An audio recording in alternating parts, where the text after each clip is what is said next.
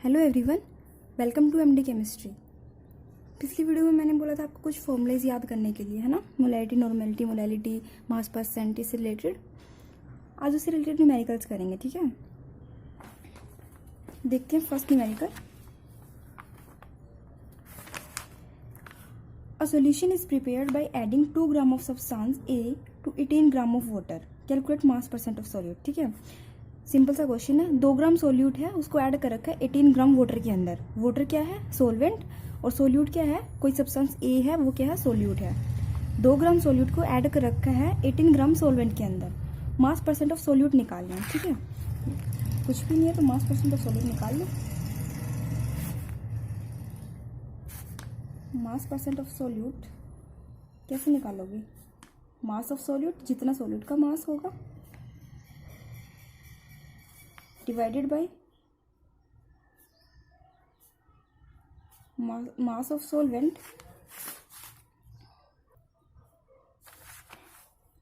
Mass of solution into 100, ठीक है। ऐसे ही निकालते हैं मास percent, mass of solute divided by mass of solution into 100 कि सॉल्यूशन में से कितना परसेंट मेरा सोल्यूट का है। तो सोल्यूट के लिए मास कितना दे रखा है? 2 gram divided by mass of solution 18 gram water के अंदर हमने डिजोल्व कर रखा है ना। तो अगर मैं मास ऑफ सॉल्यूशन की बात करूं तो ये तो मेरा सोलवेंट का मास हुआ 18 ग्राम, 2 ग्राम मेरा सोल्यूट का मास हुआ। सोल्यूट और सोलवेंट को ऐड करूंगी तभी तो मुझे सॉल्यूशन मिलेगा, है ना। सॉल्यूशन क्या होता है? सॉल्यूशन बनता है जब मैं सोल्यूट को सोलवेंट में ऐड करती हूँ, है ना। जैसे मैंने शुगर को डिजोल्व किया था वाटर में, तो जब शुगर और वाटर को डिजोल्व करूंगी तभी तो सॉल्यूशन बनेगा। यानी कि सोल्यूट और सोलवेंट को मिला के सॉल्यूशन बनता है। तो यानी कि यहाँ से सॉल्यूशन का मास कितना होगा? 2 + 18, सोल्यूट का मास प्लस सॉल्वेंट का मास यानी कि 20, ठीक है। 2 + 18 20 हो गया मेरा मास ऑफ सॉल्वेंट सॉल्यूशन, ठीक है। इंटू 100 परसेंटेज निकालनी तो 100 से मल्टीप्लाई करेंगे। बस इसको सॉल्व कर लो, 10 आ गया आपका आंसर, ठीक है। 10%, ईजी था। नेक्स्ट क्वेश्चन देखते हैं। Calculate molarity of NaOH solution prepared by dissolving its 4 gram in enough water to form 250 ml of solution, ठीक है। मोलैरिटी निकालनी है और क्या बोला है कि 4 ग्राम NaOH को डिसॉल्व कर रखा है 250 ml सॉल्यूशन के अंदर, ठीक है। नहीं, 250 ml सॉल्यूशन बना रखा है, यानी कि डिसॉल्व करने के बाद इतना सॉल्यूशन बना है, ठीक है। ये सॉल्यूशन का वॉल्यूम दे रखा है आपको, ना कि सॉल्वेंट का। 4 ग्राम NaOH डिसॉल्व कर रखा है वाटर के अंदर, और फिर जो टोटल सॉल्यूशन बना है ना वो 250 ml बना है इसको डिसॉल्व करने के बाद, ठीक है। अब मोलैरिटी निकालते हैं। फॉर्मूला तो याद कर लिए होंगे आपने। मोलैरिटी क्या होती है? Number of moles of solute divided by volume of solution in litre,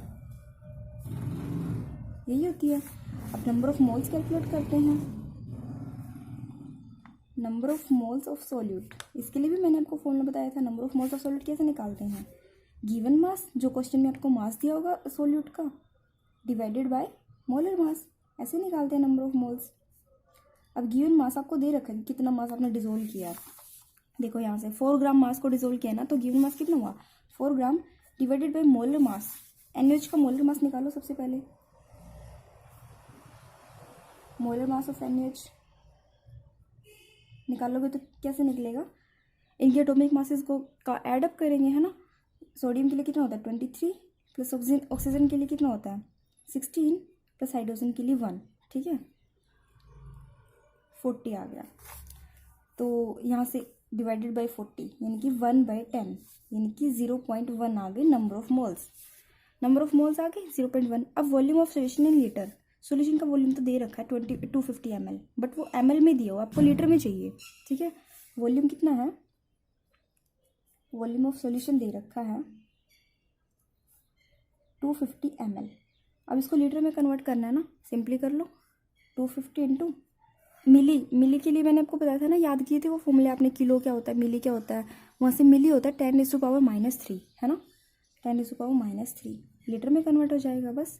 तो यानी कि 250 डिवाइड में कर सकती हूँ मैं, यानी कि 0.25 आ गया मेरा लीटर में वॉल्यूम, ठीक है। अब मोलैरिटी यहाँ से मोलैरिटी के फॉर्मूले में पुट कर दो। Number of moles of solute कितनी है 0.1 divided by volume of solution in litre कितना है 0.25। इसको सोल्व करना है, यहाँ से आपको मोलैरिटी मिल जाएगी। ठीक है, इसको सोल्व करके आपका आएगा 0.4। ठीक है, इजी था, कुछ भी नहीं था, बस मोलैरिटी निकालनी थी। मोलैरिटी का मैंने फॉर्मूला लिखा, फिर मुझे जो चाहिए था वो निकाल लिया, नंबर ऑफ मोल्स निकाल लिए given mass by molar mass करके। वॉल्यूम ऑफ सॉल्यूशन इसने बस मिलीलीटर में दे रखा था, मैंने लीटर में चेंज कर लिया क्योंकि फॉर्मूला में लीटर में चाहिए होता है। ठीक है, अब देखिए next question, question number 3। The density of 3 molar solution of NaCl is 1.25 ग्राम पर लीटर, कैलकुलेट मोलैलिटी। अब डेंसिटी दी है और मोलैलिटी कैलकुलेट करनी है। ठीक है, अब जो कैलकुलेट करना होता है ना, पहले तो वो लिख लिया करो ताकि आपको पता चले कि आपको चाहिए क्या। मोलैलिटी का फॉर्मूला क्या होता है? अब number of moles of solute divided by mass of solvent in kg, यही होता है। आपको नंबर ऑफ मोल्स चाहिए, मास ऑफ सॉल्वेंट इन kg चाहिए। ठीक है, और दे क्या रखा है, डेंसिटी दे रखी है।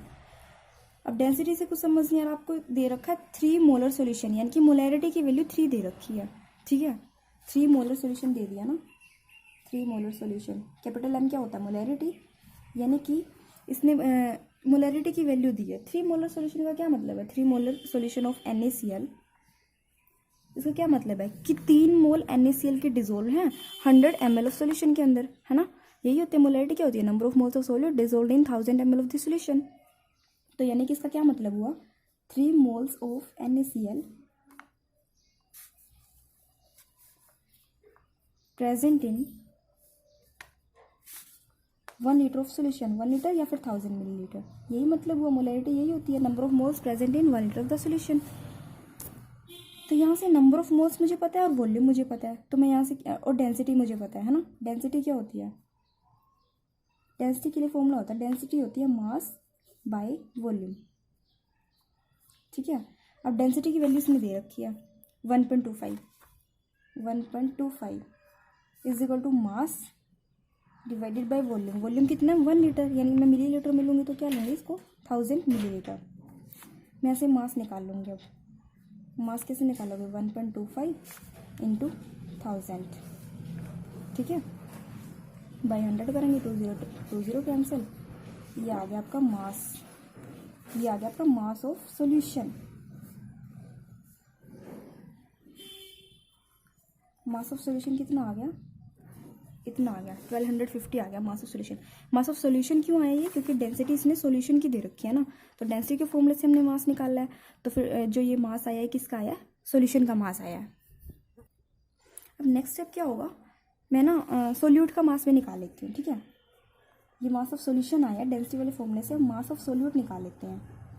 मास ऑफ सोल्यूट क्या होगा, सोल्यूट क्या है, NaCl है ना, तो NaCl का मास कैसे निकालोगे, 3 मोल्स हैं वो भी NaCl के, है ना। तो जो भी मास होता है ना NaCl को, उसको 3 से मल्टीप्लाई कराएंगे, तभी तो 3 मोल्स के लिए 3 मोल्स हमने सोल्यूट डिजोल्व किया ना, तो सोल्यूट का मास निकालेंगे तो 3 से मल्टीप्लाई करवाएंगे, क्योंकि 1 मोल जो मोलर मास निकालते हैं ना, वो 1 मोल के लिए निकलता है। अब निकालो इसका मोलर मास कितना होता है, 23 + 35.5 58.5।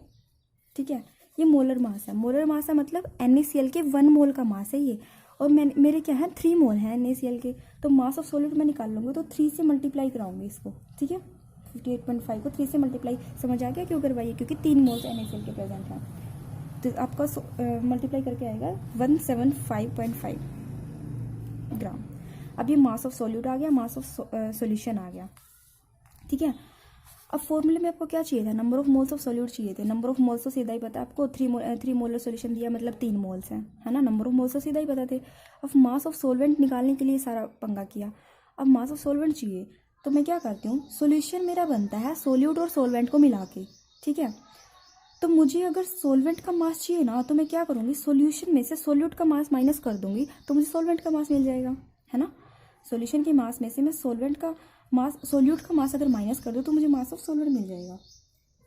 मास ऑफ सॉल्वेंट निकाल लेंगे तो क्या आएगा, सॉल्यूशन के मास में से मैंने सोल्यूट का मास माइनस कर दिया, यानी कि 1250 माइनस 175.5,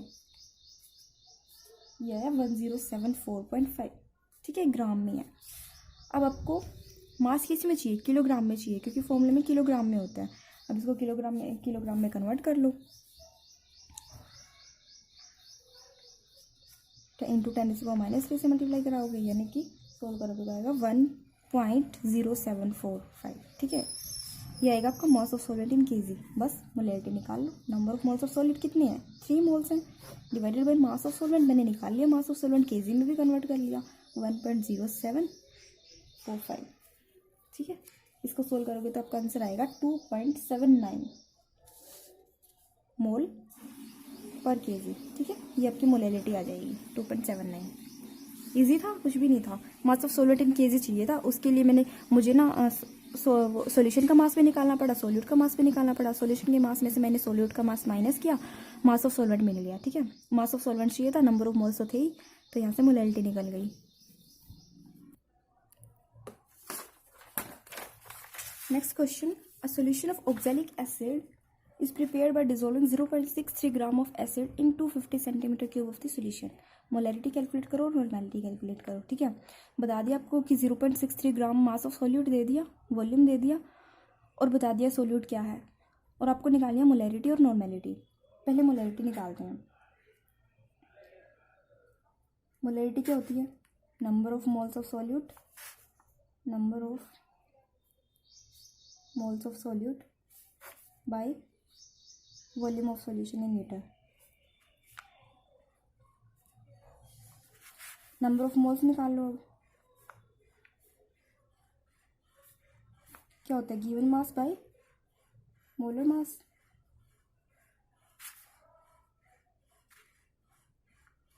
अब यहाँ से मोलर मास चाहिए होगा आपको,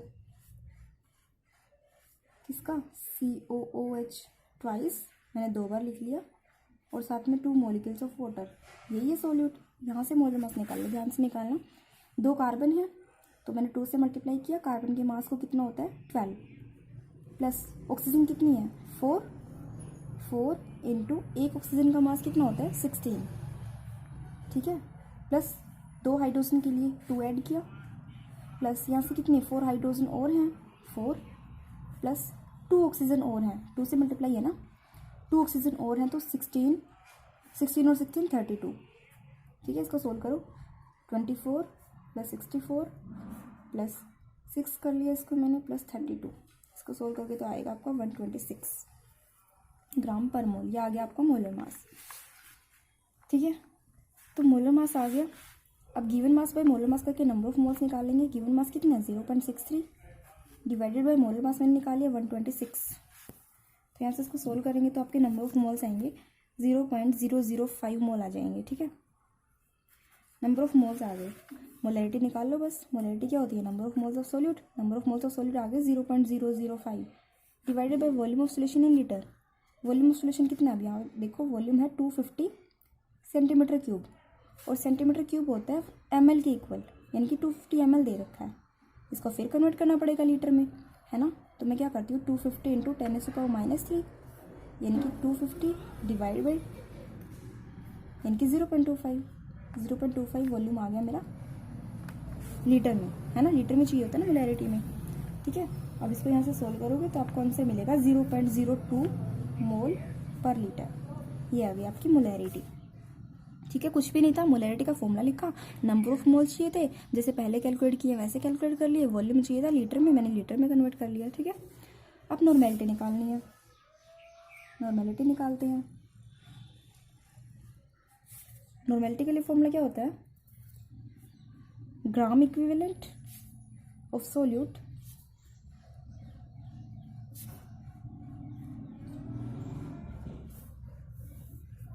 divided by volume of solution in litre. Volume of solution तो लीटर में मैंने आपको निकाल के बता दिया 0.25 आएगा, volume of solution in litre, ठीक है। अब ग्राम इक्विवेलेंट निकालनी है, इसका भी फॉर्मूला बताया था मैंने आपको ग्राम इक्विवेलेंट निकालने के लिए, है ना। ग्राम इक्विवेलेंट कैसे निकालते हैं, इससे नंबर ऑफ मोल्स निकालते थे ना गिवन मास बाय मोलर मास, वैसे ग्राम इक्विवेलेंट होता है गिवन मास, जो भी मास है आपका सॉल्यूट का, डिवाइडेड बाय इक्विवेलेंट मास, बस मोलर मास की बजाय यहाँ पे इक्विवेलेंट मास होता है। अब इक्विवेलेंट मास निकालना पड़ेगा, तो इक्विवेलेंट मास कैसे निकलता है? Molar mass divided bye acidity या फिर basicity. Molar mass divided bye, अब यहाँ पे सॉल्यूशन कौन सा है? एसिड दे रखा है ना, ऑक्सैलिक एसिड, तो डिवाइड में क्या आएगी? बेसिसिटी। एसिड के लिए बेसिसिटी निकालते हैं और बेस के लिए एसिडिटी निकालते हैं, बेसिसिटी। मोलर मास कितना है? मोलर मास तो अभी कैलकुलेट किया था 126, डिवाइड बाय बेसिसिटी पता करनी है। बेसिसिटी कितनी होती है? बेसिसिटी यानी कि कितने एच पॉजिटिव आयन रिप्लेसेबल है ना। अब कितने एच पॉजिटिव है यहाँ पे? COH ट्वाइस होता है ना, ऑक्सैलिक एसिड का फॉर्मूला होता है COH की ट्वाइस, ठीक है। इसको कंसीडर नहीं करेंगे क्योंकि तो वाटर में सॉल्यूशन ही बना रखा है, तो 2 मोल्स तो वो वाले हैं ये, तो ये वाला कंसीडर करेंगे। तो यहाँ से 2 H पॉजिटिव होते हैं जो रिप्लेस हो सकते हैं, ये वाटर वाले रिप्लेस नहीं होंगे, ठीक है। तो जो बेसिसिटी होती है वो होती है कितने H पॉजिटिव है, इनको रिप्लेस किया जा सकता है, यहाँ से 2 H पॉजिटिव को रिप्लेस किया जा सकता है, तो बेसिसिटी होगी 2 डिवाइडेड बाई 2। सोल्व करेंगे तो आएगा 63। इक्विवेलेंट मास आ गया। अब ग्राम इक्विवेलेंट निकाल लो तो क्या आएगा?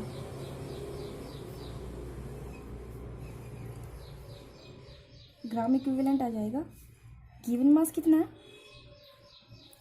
को मास दे रखा है ना 0.63 divided by equivalent mass. Equivalent mass आपने निकाल लिया 63, ठीक है। इसको सोल्व करोगे तो आपका आएगा 0.01 ग्राम इक्विवेलेंट। आपका आ गया ग्राम इक्विवेलेंट। अब ग्राम इक्विवेलेंट निकाल लिया, वॉल्यूम ऑफ सॉल्यूशन भी निकाल रखा है, अभी निकाला था, तो नॉर्मेलिटी निकल जाएगी। Number of gram equivalent, number of gram equivalent अभी निकाल के दिखाया आपको 0.01 divided by volume of solution in litre, तो कितना आया वो 0.25। अभी निकाला था ना लीटर में, सेंटीमीटर क्यूब में दिया हुआ था, फिर वो मिलीलीटर के इक्वल होता है, फिर लीटर में कन्वर्ट किया था। तो यहाँ से इसको सोल्व करेंगे तो आंसर आएगा आपका 0.04, ठीक है, ग्राम पर इक्विवेलेंट, यानी कि आ गई आपकी नॉर्मेलिटी। आंसर आएगा 0.04, ठीक है। चेक कर लेना इसको एक बार।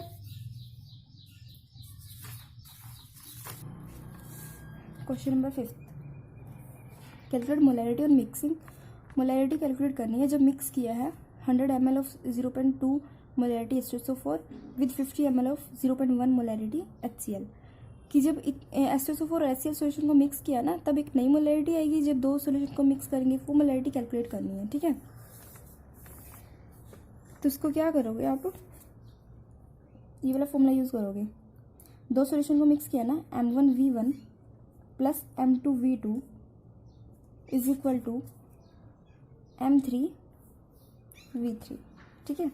2 सॉल्यूशन को मिक्स करेंगे जब, तो एक नई नॉर्मेलिटी आएगी, एक नया वॉल्यूम आएगा, ठीक है। अब V3 किसके इक्वल होगा? जब मैं ऐसे बोल रही हूँ आपको, मैंने 5 लीटर मिल्क और 5 लीटर वाटर को मिक्स किया है, तो टोटल वॉल्यूम कितना हो जाएगा? 10 लीटर, यानी कि दोनों के वॉल्यूम को ऐड करेंगे ना, तो वैसे यहाँ पे दोनों का वॉल्यूम ऐड होगा, HCl का वॉल्यूम और H2SO4 का वॉल्यूम, ठीक है। तो V3 क्या होगा? V1 प्लस V2, ऐसे लिखेंगे इस फॉर्मूले को, M1V1 plus M2V2 is equal to M3 into V3 क्या हो जाएगा? नया वॉल्यूम क्या आएगा? दोनों वॉल्यूम को मिक्स करके बना है, तो V1 प्लस V2। तो यहाँ से मैं M3 कैलकुलेट कर लूँगी, नई मोलैरिटी। M1 इंटू V1, यानी कि M1 कितना है? 0.2 इंटू V1 कितना है? 100 H2SO4 के लिए है M1V1 प्लस M2V2 है HCl के लिए, तो HCl का मोलैरिटी कितनी है? 0.1, वॉल्यूम कितना है? 50 is equal to M3 into V3, V1 plus V2। V1 plus V2 कितना हो जाएगा? 100 प्लस 50, 150।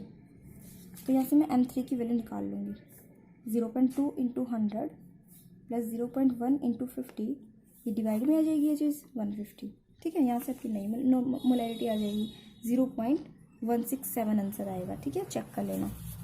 जैसे मोलैरिटी निकालनी है ना, वैसे ही नॉर्मेलिटी निकाल सकती हो। इसमें मोलैरिटी पूछी है ना, नॉर्मेलिटी भी पूछ सकता है ये। तो नॉर्मेलिटी के लिए क्या करोगे? इक्वेशन यूज़ करोगे, N1V1 plus N2V2 is equal to N3 into V1 plus V2। ये वाली नॉर्मेलिटी के लिए यूज़ करोगे। जो सेकेंड पार्ट है ना, यहाँ पे नॉर्मेलिटी दे रखी है ना, तो यहाँ पे ये वाली इक्वेशन यूज़ करोगे आप, ठीक है। और यहाँ से फिर आपकी नई नॉर्मेलिटी आ जाएगी, N3 की वैल्यू निकाल लोगे। और अगर मैं बोलूँ इसी जो ये फर्स्ट पार्ट है ना, इसी पार्ट में नॉर्मेलिटी भी निकालनी है, जो सॉल्यूशन को मिक्स करके एक नई मोलैरिटी पूछा था ना, अगर नॉर्मेलिटी भी पूछोगे, नॉर्मेलिटी भी निकालनी है तो निकाल सकते हो, यहाँ से आपको मोलैरिटी और नॉर्मेलिटी में रिलेशन पता है ना, कि वो क्या होती है, नॉर्मेलिटी क्या होती है। अगर हम एसिड की नॉर्मेलिटी निकालते तो वो क्या होगी, मोलैरिटी इंटू बेसिसिटी। अगर हम बेस की नॉर्मेलिटी निकालते तो वो क्या होगी, मोलैरिटी इंटू एसिडिटी, है ना। तो यहाँ से ये मान लो ये वाली चीज़ मैंने ली है H2SO4 के लिए, ये वाली चीज़ मैंने ली है HCl के लिए, ठीक है, ये ली है सॉल्यूशन के लिए। अब N1 H2SO4 की मोलैरिटी कितनी है, देखो यहाँ H2SO4 के लिए निकालते हैं पहले। H2SO4 के लिए मोलैरिटी दे रखी कितनी, 0.2, है ना, 0.2 दी थी मोलैरिटी। तो नॉर्मेलिटी क्या होगी, मोलैरिटी इंटू बेसिसिटी, है ना। तो मोलैरिटी 0.2 है इंटू बेसिसिटी, यानी कि कितने एस पॉजिटिव आयन रिप्लेसेबल हैं, तो कितने हैं यहाँ पे 2, तो नॉर्मेलिटी आ जाएगी 0.4, ठीक है। वैसे ही HCl के लिए कैलकुलेशन कर लेते हैं। HCl के लिए मोलैरिटी दे रखी है 0.1, नॉर्मेलिटी क्या होगी, मोलैरिटी इंटू बेसिसिटी। तो यहाँ से मोलैरिटी 0.1 इंटू बेसिसिटी, यानी कि कितने एस पॉजिटिव आयन रिप्लेसेबल हैं, तो यहाँ पे एक ही एस पॉजिटिव आयन है ना, तो यहाँ पे 1, तो नॉर्मेलिटी भी आई आपकी 0.1, मोलैरिटी नॉर्मेलिटी दोनों सेम आई। अब यहाँ पुट कर दो नॉर्मेलिटी की वैल्यू, N1 की वैल्यू पुट करोगे कितनी आएगी, 0.4, H2SO4 की नॉर्मेलिटी इंटू वॉल्यूम H2SO4 के लिए कितना है 100, plus N2 normality of HCl 0.1 into volume 50 is equal to N3 आपको निकालना है इंटू V1 प्लस V2, यानी कि 100 प्लस 50 150, यहाँ से N3 निकाल लो, 0.4 into 100 plus 0.1 into 50 divided by 150, ठीक है। यहाँ से आपकी नॉर्मेलिटी की वैल्यू आएगी 0.3, नॉर्मेलिटी निकल गई, मोलैरिटी निकल गई। अब सेकंड पार्ट आप इसका खुद करोगे, मैं आपको हिंट दे रही हूँ, जैसे ये किया ना वैसे ही है, बस यहाँ पे मोलैरिटी पहले दी थी, अब यहाँ पे नॉर्मेलिटी में दे रखी है इक्वेशन, नॉर्मेलिटी में दे रखी है, तो पहले आप ये वाली इक्वेशन यूज़ करोगे, N1V1 plus N2V2 is equal to N3V1 plus V2। यहाँ से आपकी N3 कैलकुलेट हो जाएगी डायरेक्ट, N3 कैलकुलेट कर लोगे, फिर ये वाली इक्वेशन यूज़ करोगे, M1V1 plus M2V2 is equal to M3V1 plus V2। अब यहाँ M1 क्या होगी, M1 तो नहीं है ना आपके पास, N1 है, तो N1 है तो आप M1 निकाल सकते हो उसी रिलेशन से जो मैंने आपको बताया। H2SO4 की नॉर्मेलिटी दे रखी है, आपकी बार नॉर्मेलिटी दी होगी, नॉर्मेलिटी क्या होती है, मोलैरिटी इंटू बेसिसिटी, नॉर्मेलिटी दी है 0.1, डिवाइड कर दोगे उसको बेसिसिटी से तो मोलैरिटी आ जाएगी, ठीक है, यानी कि उसको 2 से डिवाइड कर देना, बेसिसिटी तो 2 ही रहेगी ना H2SO4 के लिए, तो उसको 2 से डिवाइड कर देना तो आपको मोलैरिटी मिल जाएगी, यानी कि 0.1 डिवाइडेड बाई 2, तो आपको वहाँ से M1 मिल जाएगा, वैसे ही M2 मिल जाएगा, तो वैसे वहाँ से आप M3 भी कैलकुलेट कर सकते हो, आप खुद करोगे ये कैलकुलेशन, ठीक है।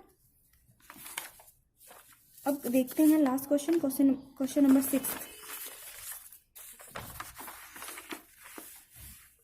तो फॉर्मूला तो लिखा ही पड़ा है, मोलैरिटी कैलकुलेट करनी है। मोलैरिटी के लिए फॉर्मूला क्या होता है, number of moles of solute bye volume of solution in litre, यही होता है मोलैरिटी के लिए formula, number of moles of solute क्या है यहाँ पे,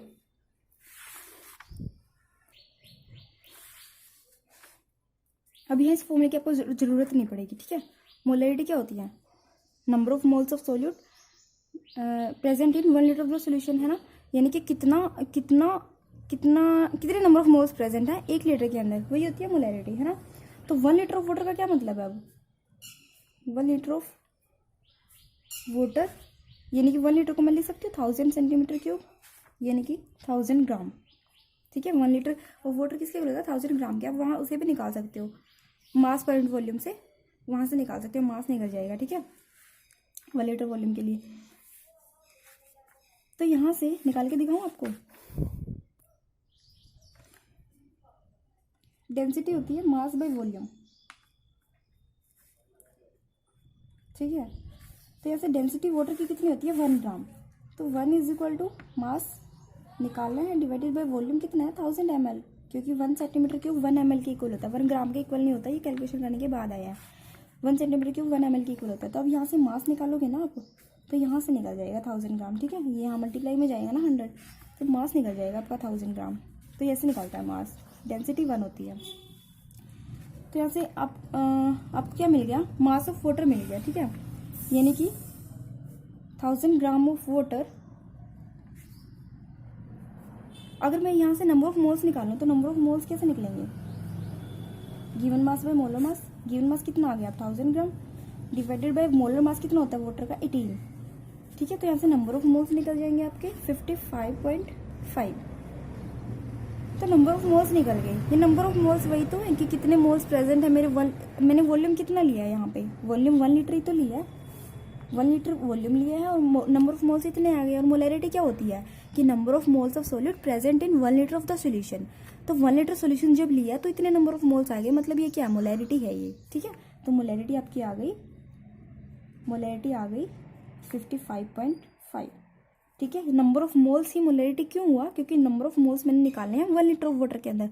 अगर कुछ और वॉल्यूम होता ना यहाँ पे 1 लीटर की बजाय, तो फिर मैं मोलैरिटी अलग से निकालती, लेकिन अब यहाँ पे 1 लीटर वॉल्यूम के अंदर ही नंबर ऑफ मोल्स हैं, तो ये क्या हुई, मोलैरिटी हुई। तो मोलैरिटी यहाँ पे कितनी है, 55.5, ठीक है।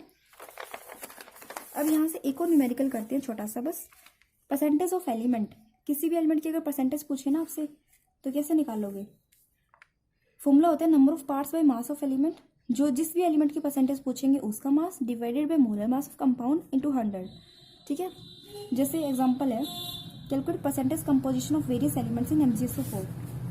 MgSO4 में परसेंटेज कंपोजिशन निकालनी है, सब अलग अलग कंपोनेंट की, मतलब मैग्नीशियम की भी, सल्फर की भी, ऑक्सीजन की भी, सबकी परसेंटेज कंपोजिशन निकालनी है। पहले इसका मोलर मास निकाल लो, MgSO4 का मोलर मास कैलकुलेट करोगे तो क्या होगा, मैग्नीशियम का कितना होता है 24, प्लस सल्फर के लिए 32, प्लस 4 इंटू ऑक्सीजन के लिए 16, यानी कि 120 आ गया, ठीक है। अब परसेंटेज ऑफ मैग्नीशियम निकाल लो। मैग्नीशियम की परसेंटेज कैसे निकालोगे, मैग्नीशियम का मास कितना है 24 divided by molar mass. Molar mass कितना है 120 इंटू 100, ईजी है ना। अब परसेंटेज ऑफ सल्फर निकालना है, तो सल्फर का मास 32 divided by 120 total molar mass into 100। अब परसेंटेज ऑफ ऑक्सीजन निकालना है, तो कैसे निकालोगे, 4 इंटू 16, ऑक्सीजन 4 ऑक्सीजन है ना, तो चारों का परसेंटेज निकलेगा, डिवाइडेड बाय 120 इंटू 100, ठीक है। बस यहाँ से सोल्व करना, आपको परसेंटेज मिल जाएगी, इजी है। परसेंटेज ऑफ, अगर किसी भी एलिमेंट की परसेंटेज निकालनी है तो उसका मास आप ऊपर रखोगे, जिस भी एलिमेंट की परसेंटेज निकालनी है डिवाइड करोगे उसको मोलर मास से, इंटू में 100 परसेंटेज के लिए लगाओगे, ठीक है। तो परसेंटेज निकल जाएगी यहाँ से आपको। मैग्नीशियम आएगा 20%, सल्फर आएगा 26.6% और ऑक्सीजन आएगा 53.3%, ठीक है। ये न्यूमेरिकल्स हुए आपके, कंप्लीट हुए न्यूमेरिकल्स। नेक्स्ट वीडियो में आपको नेक्स्ट टॉपिक स्टार्ट करवाऊंगी, ठीक है।